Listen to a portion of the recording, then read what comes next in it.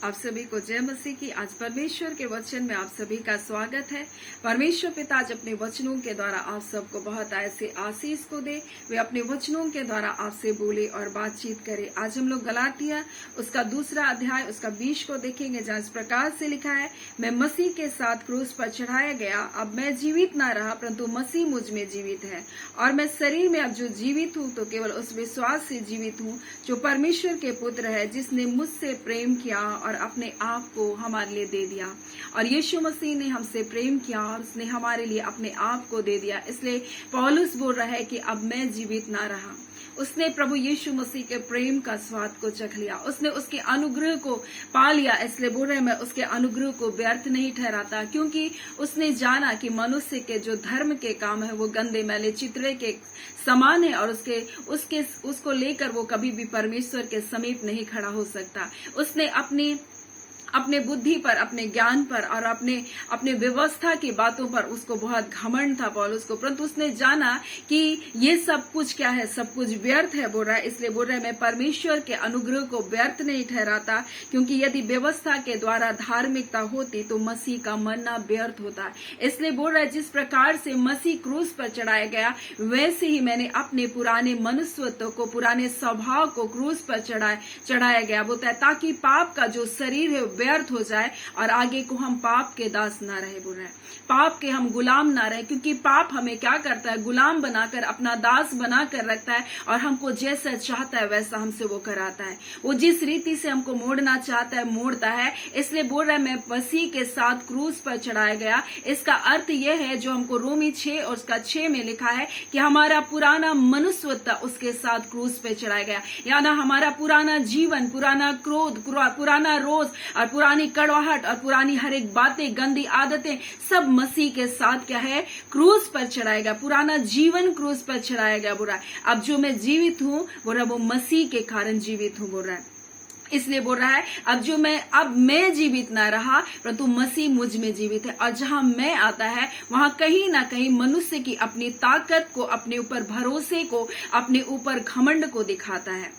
और इसलिए बोल रहा है अब मैं जीवित ना रहा, क्योंकि पौलुस जानता था कि वो अपने मैं पर बहुत घमंड था, उसको व्यवस्था के ज्ञान पर बहुत घमंड था। वो जो कुछ कर रहा था, जब मसीहों को सता रहा था, उसको लग रहा था मैं धर्म का काम कर रहा और मैं व्यवस्था को पूरा कर रहा, लोगों को मार रहा था, और जो मसीह पर विश्वास करते थे उनको सता रहा था, और वो सोच रहा था कि मैं धार्मिकता का जीवन को जी रहा हूं। परंतु उसने जब इस बात को जाना कि मनुष्य के धर्म के काम कभी भी उसको परमेश्वर के समीप नहीं लेकर जा सकता, इसलिए वो बोल रहा है कि मैं परमेश्वर के अनुग्रह को व्यर्थ नहीं ठहराता, क्योंकि यदि व्यवस्था के द्वारा धार्मिकता होती तो मसीह का मरना व्यर्थ होता। बोल रहा है और इसलिए लिखा है मैं बोलता है मसीह के साथ क्रूस पर चढ़ाया गया, यानी कि वो बोल रहा है कि मेरा पुराना मनुष्यत्व, पुराना जीवन, पुराना स्वभाव, पुराना चरित्र, पुराना चाल चलन, पुराना उठना बैठना, पुराना विचार करना, सब कुछ क्रूस पर क्या किया गया,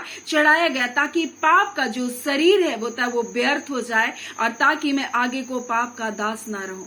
पाप मुझको गुलाम ना बनाए, क्रोध मुझको गुलाम ना बनाए, मेरा घमंड मुझको कंट्रोल ना करे। और इसलिए बोल रहा है कि अब मैं जीवित ना रहा, यानी कि उसके जीवन का हर एक अहंकार, हर एक घमंड मनुष्य के जीवन का क्या होना है, खत्म होना है। इसलिए बोल रहा है मेरा पुराना स्वभाव को मैंने मसीह के क्रूस के साथ क्या किया, मैं भी चढ़ाया गया। बोल रहा है मैंने उसको अपने आप, मेरे सारे बुरे काम को मैंने क्या किया, उस क्रूस पर क्या किया। जिस प्रकार से यीशु मसीह ने सारे मानव जाति के पापों को लेकर उस क्रूस पर चढ़ा, वो इतना गहरा गुनाह और पाप को जो मनुष्य का था उसको लेकर जब वो यीशु मसीह जो निष्पाप था, निर्दोष था, क्रूस पर चढ़ाया गया था, तो परमेश्वर भी एक बार के लिए उससे अपने मुख को फेर लिया। इसलिए यीशु मसीह इस पीड़ा को जब बोल रहा है कि हे पिता तूने मुझे क्यों छोड़ दिया, वो इस बात को जानता था कि मनुष्य का पाप बहुत गहरा है, मनुष्य इस पापी की दशा में कभी भी स्वर्ग नहीं जा सकता था। इसीलिए यीशु मसीह ने मानव जाति के लिए क्या किया, अपने आप को क्रूस पर बलिदान दिया। और जब वो मसीह के सारे पापों को, मसीह यीशु मनुष्य जाति के सारे पाप को लेकर क्रूस पर चढ़ा था, पौलुस विश्वास से इस बात को देख रहा था कि यीशु ने मेरे गुनाह को भी लेकर क्रूस पर चढ़ गया। मेरे पुराने मनुष्यत्व को, पुराने जीवन को, जो एक खोखला जीवन था, जहां मैं क्या कर रहा था, मुझको लग रहा था मैं धर्म का काम कर रहा हूं, लोगों को मार रहा था, लोगों को नफरत कर रहा था, लोगों के विरोध में कार्य कर रहा था, और वो बोल रहा मैं भी मसीह के साथ क्रूस पर चढ़ाया गया। जिस समय यीशु मसीह मनुष्य जाति के, सारे मनुष्य जाति के पाप को लेकर क्रूस पर चढ़ा था, उस समय उसने भी उस क्रूस पर अपने आप को विश्वास के द्वारा देखा कि यीशु मसीह के शरीर पर मैं भी क्या क्या, मेरे हर एक अंग क्या किए गए, छिदे गए। यीशु मसीह के देह में उसने अपने आप को क्या क्या विश्वास के द्वारा देख लिया कि मैं भी मसीह के साथ क्रूस पर चढ़ाया गया। अब मैं भी जीवित नहीं रहा, परंतु मैं भी आज क्या हो गया हूं, पाप के लिए अपने आप को मार डाला हूं, गुनाह के लिए अपने आप को मार डाला हूं। आज मेरे अंगों में ये पाप प्रभुता नहीं कर सकता। उसने अपने आप को वहां पर पाप के लिए मरा हुआ, परंतु धार्मिकता के लिए उसने जीवित समझ लिया। और यही बात को हम लोग देखते हैं रोमी उसका 6 में इस प्रकार से लिखा, हम जानते हैं हमारा पुराना मनुष्यत्व उसके साथ क्रूस पर चढ़ाया गया, ताकि पाप का शरीर व्यर्थ हो जाए और आगे को हम पाप के दास न रहें, क्योंकि जो मर गया वो पाप से छूटकर धर्मी ठहरा। इसलिए यहाँ लिखा है, और जो मर गया पाप के लिए एक बार मर गया, यानी यीशु मसीह, परंतु जो जीवित है तो परमेश्वर के लिए जीवित है। यीशु मसीह के बारे में लिखा, और लिखा है ऐसे ही तुम भी अपने आप को, पाप के लिए तो मरा हुआ, परंतु मसीह के लिए, यीशु मसीह में अपने आप को तुम जीवित, बोलता है समझो, बोल रहा है। और बोल रहा है ऐसे ही तुम भी अपने आप को, पाप के लिए तो मरा हुआ, परंतु धर्म के लिए, परमेश्वर के लिए, मसीह यीशु के लिए अपने आप को जीवित समझो, बोल रहा है। इसलिए उसका वचन इस प्रकार से कहता है, अब बोलता है इसलिए पाप तुम्हारे नासवर शरीर में राज्य ना करने पाए, कि तुम उसकी लालसाओं के अधीन हो। और इसलिए बोल रहा है कि पाप हमको क्या करता है, गुलाम बनाता है, बोल रहा है पाप हमको दासत्व में रखता है। इसलिए बोल रहा है कि मेरा पुराना मनुष्यत्व क्रूस पर चढ़ाया गया, ताकि पाप का शरीर व्यर्थ ठहरे, और बोल रहा है ताकि हम आगे को पाप के दास न रहे। और यही बात यहाँ पर भी लिखा है कि तुम उसकी लालसाओं के अधीन न रहो, बोल रहा है कल तक आपको पाप अपने अभिलाषाओं में, शरीर अपनी अभिलाषाओं में, अब बोलता है कि और आंखों की अभिलाषाओं में और जीविका के घमंड में पर क्या करता है, शैतान तुमको क्या करता है, फंसाता है। लेकिन जिस समय तुम अपने आप को पाप के लिए और अपने आप को, पुराने मनुष्यत्व को जब तुम क्रूस पर चढ़ाते हो,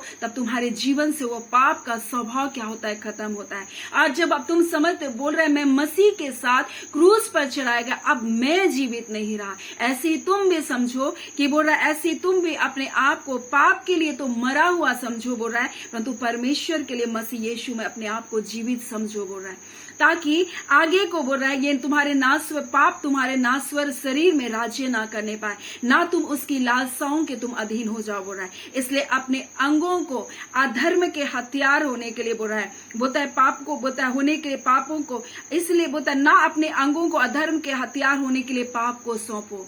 कई बार हमारे आंखों को हम क्या करते, अधर्म के हथियार होने के लिए सौंपते, अपने हाथों को हम अधर्म के हथियार होने के लिए सौंपते, अपनी जुबान को अधर्म के हथियार होने के लिए हम सौंपते, अपने विचारों को हम अधर्म के हथियार होने के लिए सौंपते। लेकिन हमको ध्यान देना है कि यीशु मसीह ने क्रूस पर हमारे लिए अपने जान को दिया। क्रूस पर उसने हमारे विचारों के लिए, उसने कांटों का मुकुट को धारण किया, हमारे एक एक अंगों के लिए उसने क्या क्या, प्रताड़ना को सहा। इसलिए बोल रहा है तुम भी, बोलता है अपने अंगों को अधर्म के हथियार होने के लिए, बोलता है पाप को सौंपो, परंतु अपने आप को मरे हुओं में से जी उठा समझकर परमेश्वर को सौंपो, और अपने अंगों को धर्म के हथियार के रूप में, यानी धर्म के हथियार के रूप में, बोलता है कि तुम क्या करो, परमेश्वर को सौंपो। जिन आंखों से क्या करते थे, तुम कुदृष्टि करते थे, आज उन आंखों को तुम परमेश्वर की ओर लगा, और दूसरों के लिए क्या करो, प्रार्थना करो। जिन जुबान से तुम दूसरों को श्राप देने के लिए क्या करते थे, हथियार बनाते थे पाप के लिए, आज उस जुबान को दूसरों को आशीष देने के लिए बना। जिन हाथों को उठाकर तुम जिसको कोसते थे, जिन हाथों को देखकर दूसरों को श्राप देते थे, आज उन हाथों को उठाकर उनके लिए क्या करो, आशीष को बोलो। आज परमेश्वर का वचन यही बोल रहा है कि मैं मसीह के साथ क्रूस पर चढ़ाया गया, बोला पौलुस, और इसी प्रकार से तुम भी, बोल रहा है कि अपने आप पाप को बोल रहा है, पाप के लिए तुम मरा हुआ समझो,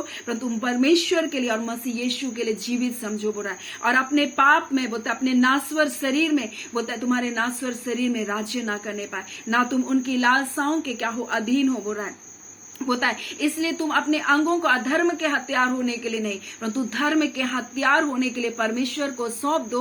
तब बोलता है पाप की प्रभुता तब तुम पर नहीं होगी। हम सोचते हैं पाप क्यों हमारे जीवन पर प्रभुता करता है, पाप क्यों हमारे जीवन पर राज्य कर रहा है, जबकि हम इससे छूटना चाहते, क्योंकि हम अपने जीवन को उस क्रूस पर बलिदान ने के, हमने अपने पुराने मनुष्यत्व को कभी भी क्रूस पर नहीं चढ़ाया, हमने कभी भी अपने जीवन को परमेश्वर के हाथों में नहीं सौंपा, हमने कभी भी अपने मैं को खत्म नहीं किया। इसलिए बोला अब मैं जीवित नहीं रहा, परंतु मसीह मुझ में जीवित है। मैं अब जो शरीर में जीवित हूं केवल उस विश्वास से जीवित हूं जो परमेश्वर के पुत्र पर है, जिसने मुझसे प्रेम किया और उसने अपने आप को मेरे लिए दिया।